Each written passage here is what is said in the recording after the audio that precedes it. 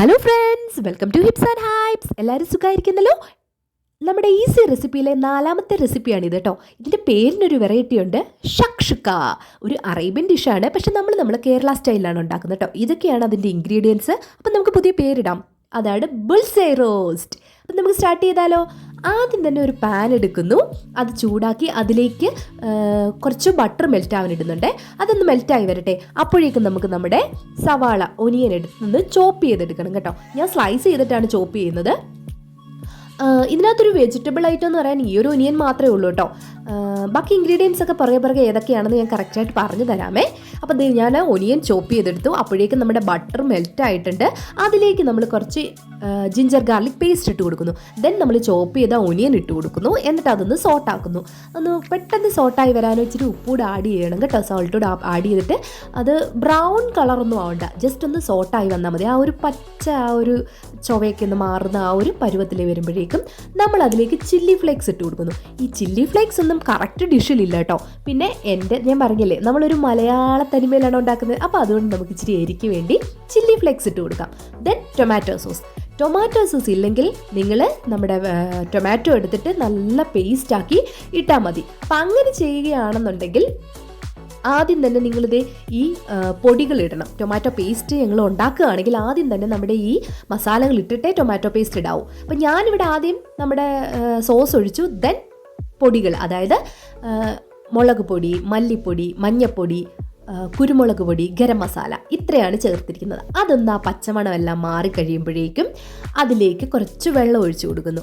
Then നമ്മളത് എന്ത് ചെയ്യുന്നറിയോ, അടച്ച് വെച്ചിട്ട് ആ വെള്ളം നമുക്ക് പറ്റിച്ച് ആ ബട്ടറൊക്കെ മുകളിലേക്ക് ഇങ്ങനെ തെളിഞ്ഞു വരണം. അങ്ങനെ വന്നിട്ടുണ്ട്. ഇനി നമ്മുടെ മെയിൻ ഇൻഗ്രീഡിയൻ്റ് ആയ നമ്മുടെ മുട്ട, ഈ മുട്ട എടുത്തിട്ട് പേര് പോലെ തന്നെ ബുൾസൈ ഉണ്ടാക്കുന്ന ആ സെയിം സ്റ്റൈലിൽ പൊട്ടിച്ചൊഴിക്കണം കേട്ടോ. ഇത് നമ്മളങ്ങ് ചിക്കി എടുക്കുമെന്നല്ല, ആ ബുൾസൈ സ്റ്റൈലിൽ തന്നെ പൊട്ടിച്ചൊഴിക്കുന്നു. ഞാനിവിടെ 4 മുട്ട എടുത്തിട്ടുണ്ട് കേട്ടോ. 4 പേരാണല്ലോ ഞങ്ങൾ. അപ്പോൾ 4 പേർക്ക് കൂടെ എടുക്കാൻ വേണ്ടി 4 മുട്ട എടുക്കുന്നുണ്ട്. ആ 4 മുട്ട ഇങ്ങനെ ബുൾസൈ പോലെ തന്നെ പൊട്ടിച്ചൊഴിച്ചിട്ട് സെയിം അതിൽ നമ്മൾ ഇടുന്ന പോലെ പെപ്പറും സോൾട്ടും ഇട്ട് കൊടുക്കുന്നു. ദെൻ നമ്മളത് അടച്ച് വെക്കുന്നു.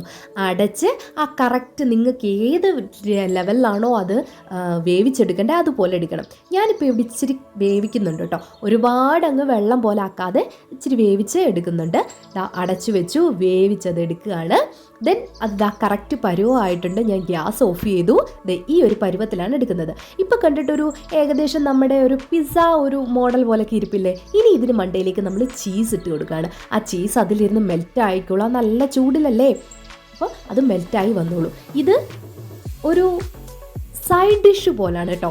നമുക്ക് ബ്രേക്ക്ഫാസ്റ്റിനോ ഡിന്നറിനോ ചപ്പാത്തിയുടെയോ ബ്രെഡിൻ്റെയോ പൊറോട്ടയുടെ കൂടെ ഒക്കെ കഴിക്കാൻ പറ്റുന്ന ഒരു സൈഡ് ഡിഷ് പോലാണ്. മെയിൻ ഡിഷല്ല, എപ്പോഴും നമ്മൾ മെയിൻ ഡിഷല്ല, ഇന്നൊരു സൈഡ് ഡിഷാണ് കേട്ടോ.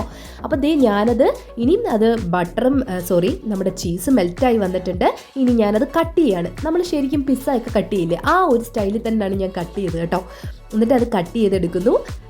എന്നിട്ട് ഞാനിവിടെ ഞങ്ങളുടെ ബ്രേക്ക്ഫാസ്റ്റ് ബ്രെഡായിരുന്നു, ആ ബ്രെഡിൻ്റെ കൂടെയാണ് എടുത്തത്. അടിപൊളിയാണ്, ഹെൽത്തിയാണ്. നിങ്ങളൊന്ന് ട്രൈ ചെയ്ത് നോക്കണം. പെട്ടെന്നൊരു ഡിഷ് ഉണ്ടാക്കാൻ പറയുമ്പോൾ നമുക്ക് ഉണ്ടാക്കാൻ പറ്റുന്നതാണ് കേട്ടോ. സൈഡ് ഡിഷായിട്ട് ചപ്പാത്തിയുടെ കൂടെയൊക്കെ കുട്ടികൾക്കും ഇഷ്ടപ്പെടും. അപ്പം നിങ്ങൾ തീർച്ചയായിട്ടും ട്രൈ ചെയ്യുക, ഷെയർ ചെയ്യുക, ലൈക്ക് ചെയ്യുക, സബ്സ്ക്രൈബ് ചെയ്യുക. അപ്പം മറ്റൊരു വീഡിയോ ആയിട്ട് ഇനി വരാം. അതുവരേക്കും ബൈ.